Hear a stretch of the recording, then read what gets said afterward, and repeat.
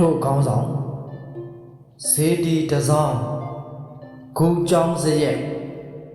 ထက်ထက်တောင်တော့တာမောအောင်ပု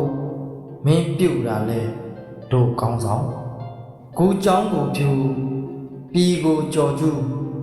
ထူးထူးရန်ဆွဲနှိမ်ပယ်ရန်ဟုမင်းပြုတ်တာလဲ